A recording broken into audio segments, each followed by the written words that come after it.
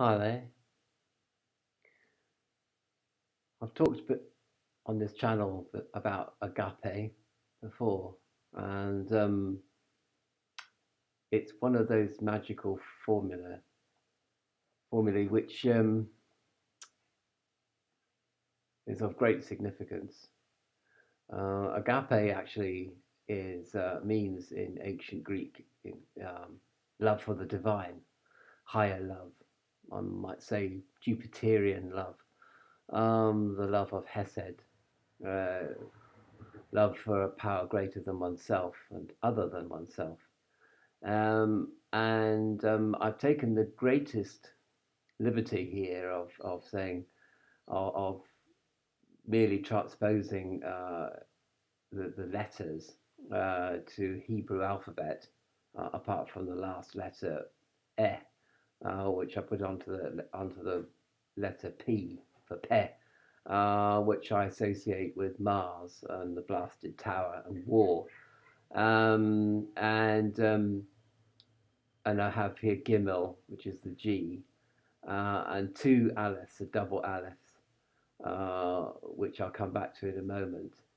Well, what does all this mean in terms of Gnosticism and magic, well, particularly Gnosticism, and in particular, our relationship with God?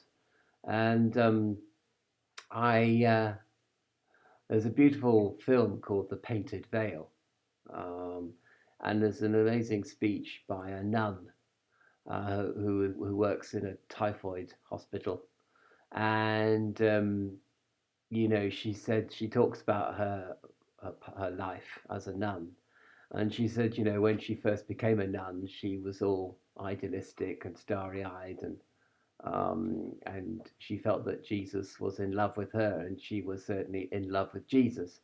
And I suppose the nun's life, it represents a spiritual marriage between Jesus Christ and the nun as a devotee, a special devotee of Jesus. And so it's a very special relationship. But she said now we're like an old married couple. He sits by the fire and I sit by the fire, and we don't really talk to each other anymore. We don't seem to. The romance has gone out of our relationship altogether. And but she said, I know that there is a love buried deep down there. But it's just that, as a nun working in a hospital, typhoid hospital, I've seen so much suffering and be exposed to so much pain that it's hard to reconcile all this pain and suffering with God, a God who's supposed to be love.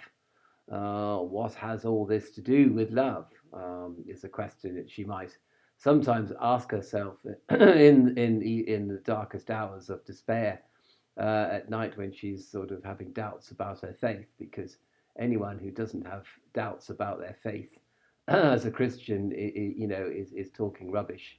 Of course, you're going to have doubts about your faith in your religion, any religion for that matter, because it does seem hard to reconcile a love, a divine love, with all this suffering of this world. Um, and that the fact that the world seems to be at war. There's war. The worlds, different worlds, are crashing into war with each other. Different communities, different nations, different individuals, families, whatever. Even the very principles of reality itself, preservation, creation, and destruction, are at war with each other, as it were, as well. And the whole of nature is an algorithm of antagonistic forces, adversarial forces, one might say. So in Gnosticism, in a way, we don't reconcile this situation. We say that there are two gods. There's a god of love, the transcendental God, on one hand, and the demiurge, who's the god of creation, on the other. And the God of creation has nothing to do with the sort of transcendental love which the formula agape represents. And so, it's like, but also I think even if you are an Orthodox Christian, when you're exposed to the suffering and the pain of this world, obviously it's, you know, and the fact that you react to this suffering and pain and threat, perceived or otherwise, react to it, and mea culpa, we are all part of creation, destruction, preservation. We are all part of a game of essentially of violence, really, and of survival. And the weakest go to the wall, and we have to put aside our own weaknesses and substitute them for strengths. And sometimes our strengths have to be very, ruthless and aggressive, and we succumb to the only morality which is necessity, the only morality of this world, which is necessity. So through the perception of necessity, we're likely to do anything. And so our humanity, our humanness, if you like, is contains the blasted tar, contains the principle of war within it. But the hue side of it, that's man. The hue is soul God. Um, and the double alet represents the relationship between soul and God. And soul is on one hand and God is on the other. Of course, there's a lot of dispute between people between whether God and soul are one or whether they're two. We won't go into that now, but in a way, a gimel is I see as a camel going across the desert. And we go across the desert of Malkut, which is the kingdom, which is this material world. We travel through life. We're on a life journey, and God is there, and soul is there, and we're on this camel going through the desert. But we're also have this warlike tendency. We have the war within us and the war without. And the very elements of war are reiterated here. We have obstacle, the causes of war. We have fear. We have pain. We have scarcity, really the biggest one, and we have ignorance. And these forces combine in various ways, perceived or imagined, to create the conditions for war. And there is war within us and war between individuals and families and nations, etc. All scrabbling and fighting over scarce resources, all reacting to threat, reacting to fear, reacting all in the midst of ignorance, and pursuing agendas which are based on pain and pain alone. And we have depressives ruling the earth, depressive leaders of nations, suffering from pain, inner pain, and they project this pain out onto you and me and involve us in conflict all over the place in various different ways. And this is what we bring to the table. We on this camel, on this gimel, if you like, this camel going across the desert, we have this package of war, as well as soul and as well as God. Um, and it's almost like, this, I suppose this is the original sin, or the sin that we carry, the evolving sin, if you like, that we carry with us on the back of this camel. And we are the camel. We are soul. We are God. We are this war. We are pain, ignorance, fear, obstacle, and the rest, and scarcity ourselves. We represent these things. Um, and over the years, and we start off by being very idealistic and, believing in God and believing in gnosis, or even having a Gnostic experience, a spiritual experience, an experience of the numinous. And then where does it all go? It gets whittled away by necessity, by pragmatism, by the need to survive, which, as I said before, is a sacred duty. We have a duty to survive. We cannot just commit suicide and get out of it that way. because the whole world is committing suicide around us, the whole of reality, and the demiurge is leading his creation into the abyss. You know, so in a way, to commit suicide is sort of kowtowing to this complete suicidal tendency of the whole of reality as we know it, headed by the demiurge and his agents.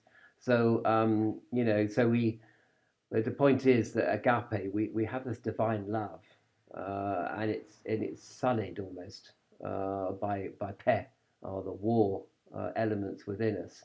And yet we have soul awareness and we have God awareness, and we are on a journey on the back of this camel through the desert, and this is the way it is, and we have to accept the way we are. I think this is the sort of the simple message of this entire presentation.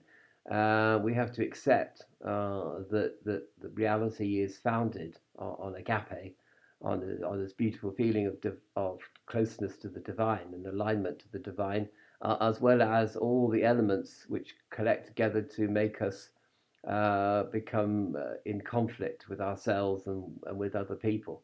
And you know, but the love is still there. The AGA, the AGA, if you like, is always there and always will there, or will always will be there.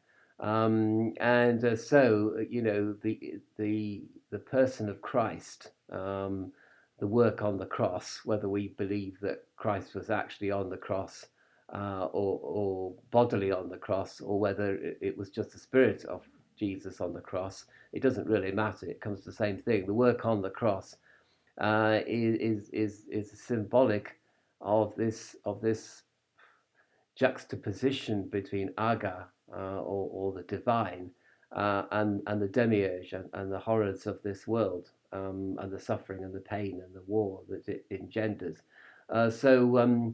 You know, and so basically through the Christ, as it were, through the eye of the camel, as it were, we travel across the desert of scarcity as well, to somewhere transcendental, somewhere very different, somewhere almost, well, practically incomprehensible, where there's infinite abundance, and infinite love, and infinite charity, which means love for God.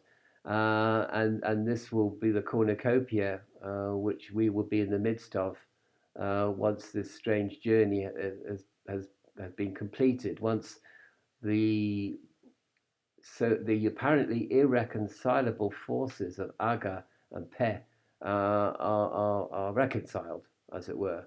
But in the here and now, I think that, you know, um, we can reconcile them. So, for example, to go back to the nun in the Painted Veil film, you know, she said, "There's no romance left between me and Jesus, but there is an understanding between us. There is a love between us, and that love has matured into something other than the romance that we had, and it's matured despite of all the horrors of the typhoid hospital in which I am working now, and which, you know, might make me question my faith. I, I don't really know whether this presentation has been of any help. I think that the contemplation of agape, you know, is very interesting. It's not just a sort of romantic love for the divine. It has this cracked and broken path, like the Jeff Buckley, isn't it? Jeff Buckley song Hallelujah. That seems to, is it Jeff Buckley? I've forgotten now. Anyway, and it kind of sums up the situation that we're in. And I think in the end, Aga, the divine, the hue part of human, will inevitably win through, and the man side of it will be devoured in the fire, and the demiurge and his agents and this world will be consumed by their own suicidal warlike tendencies, and there will be that which remains, which is the hue part of human, and represented by agape. So we can't exorcise pe, or the war part of us, out of our lives, out of our psyches, as it were. But we can focus on the aga side as well as the pe side, bring them into balance and reconcile them. And I suppose, to go back to the nun, she's by the fire looking at Jesus, and Jesus looking at her, and they're not really speaking to each other anymore, an old married couple, and yet there is forgiveness there, because also, when we return, we return to heaven, to the transcendental realm. We've come down into the lower worlds, and we're on a journey back up. When we go back, we won't be the same. We started off in innocence as Hugh, but when we go back, we're human, and we shall have all the memories of all the things that we've done and all the things that were done to us over the many lifetimes that we suffer this world, and there will have to be forgiveness, self forgiveness, as well as forgiveness from God, because God sees all the things that we're doing, and so I suppose it is through the Christ that we will be reconciled to God, despite being human, and no longer Hugh. We shall have been tainted by man, and we shall have all the memories of being man, with all the horrible things that we do to each other, and that it will be the final sort of step, as it were, on the threshold of heaven, and it will be a strange mystical process of reconciliation, sort of really beyond comprehension. It won't be possible to describe the moment of reconciliation, which some people say they already have had now, here and now, and that's wonderful. But I think that this moment will happen when we are on the journey back, or just on the approach to the final bend, as it were. And I don't know whether that can happen in the here and now. Perhaps it can, but then again, to go back to the nun again, you have the here and now, which is the moment of romance, but then this world destroys that romance, picks it away, picks away the flesh of it. Maggots and flies come around, and they destroy that moment of romance. So this moment of romance will reoccur at some stage when we are truly reconciled to God, when we are truly human, or Hugh again, despite everything that's happened. So that is a source of comfort, surely.